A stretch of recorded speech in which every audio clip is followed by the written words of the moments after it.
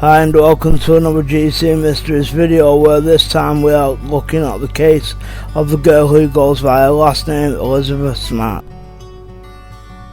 So Elizabeth Ann Gilmore Smart, she was born on the 3rd of November 1987. Now, she definitely goes by her last name and uses her last name frequently, in the fact that she is very, very smart.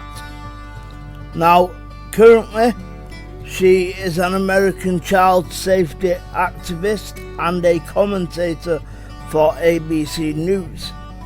But she first actually gained national attention in the US at the age of 14 when she was abducted from her home in Salt Lake City by Brian David Mitchell and his wife Wanda Barzeh.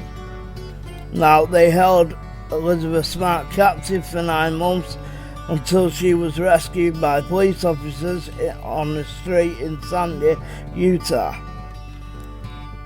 Now, she's gone on to work as an activist and an advocate for missing persons. Her life and abduction have been the subject of numerous non-fiction books and films. Many films have been done on Elizabeth Smart, but she was abducted on the 5th of June 2002. Now, she was abducted at knife point from her bedroom in her family's house in Salt Lake City, Utah. For the next 9 months, Smart was raped daily, tied up and threatened with death if she attempted to escape. She was rescued by police officers on March 12, 2003 on a public street in Sandy, Utah, 18 miles or 29 kilometers from her home.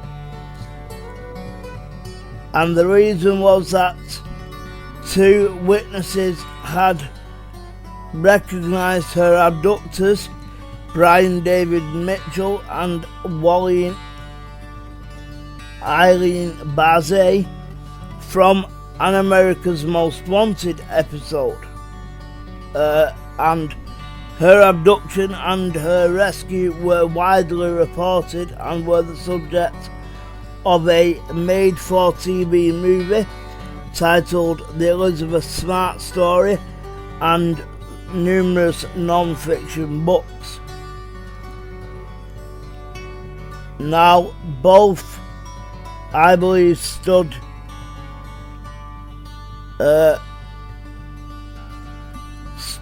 in court.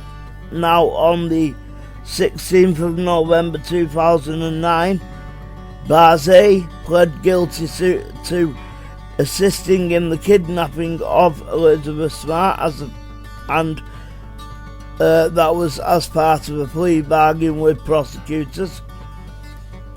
Now, on May 19th, 2010, federal judge Dale A. Kimball sentenced Barzeh to 15 years in federal prison. So she didn't go to a penitentiary as such. She went to federal jail, the big prisons in America, where most of the most severe crime offenders go. She had to do that, but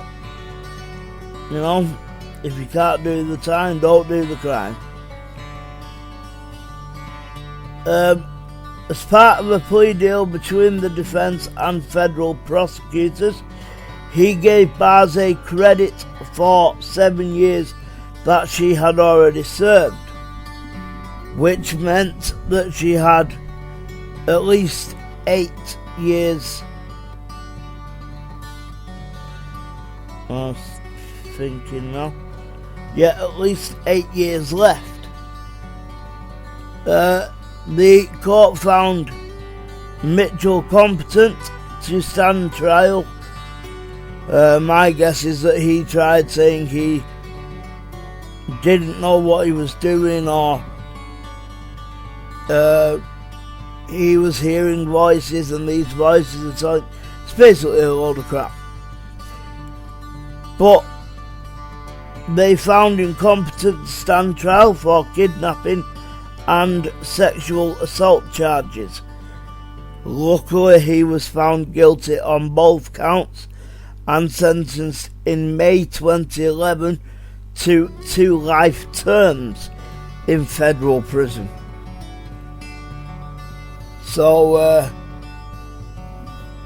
it's just the fact, if you're going to do massive crimes like that garner the public attention and the national attention, and you're going to do such and such, well, I don't think they really thought they were going to get caught. I don't think they thought Elizabeth was ever going to be rescued. But they were wrong on both.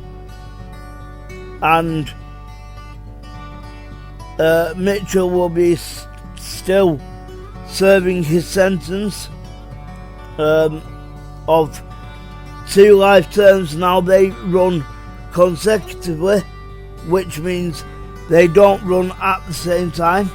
They, if he's still alive, he will finish 1 life term, and then he will go into the 2nd life term. So, they don't run simultaneously. Now, on March 8th, 2006, Elizabeth Smart went before the United States Congress to support sexual predator legislation and the Amber Alert system. On July 26th, 2006, she spoke after the signing of the Adam Walsh Act. And the Adam Walsh Act is the Adam Walsh Child Protection and Safety Act, which is a federal statute that was signed into law by US President of the day, George W. Bush, on the 27th of July 2006. Now, as far as I know, that federal statute is still running. As far as I know, they can't actually, they could stop that, but there'd be a lot of backlash. And Joe Biden's only just got in, so if he wants to face a load of backlash, that's fine, but I don't think he'll get through the rest of his term if he goes and does something stupid like that. Now, Elizabeth has been prominent since she was rescued, and has done a lot, not just for children that have been abducted, but missing persons, children that are in abusive settings. You can't call it abusive relationships, they are children. But abusive settings or abusive situations that no child really should be in. So, to be fair to Elizabeth Smart, she got a lot of screen time back then, but she has made it up by doing as much as she possibly can. Now, if you want to learn more about Elizabeth Smart, you can search her name or go to elizabethsmart.com, where you will find out more about her, more about her work and what she does. And you know, the many thousands of children that she's helped along the way. So it's a good place to check out. Thank you for watching this GC Mysteries video. If you liked it, please like, subscribe and click the notification bell.